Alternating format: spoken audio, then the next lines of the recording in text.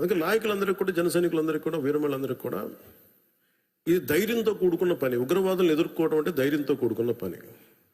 Though we are a regional party, we didn't expand as on now. We confined only to state, AP, maybe కొంత తెలంగాణ. కానీ మన ఆలోచన విధానం జాతీయవాదం. ఇది మీరు బలంగా ఉండగలిగితేనే, రేపొద్దున యుద్ధ పరిస్థితులు రావచ్చు, రాకపోవచ్చు నాకు తెలియదు యాజ్ ఆన్ టుడే. బట్ కొన్ని 7 అంశాల మీద నిర్ణయాలు తీసుకున్నారు. ముందు వాటర్ ఆపారు.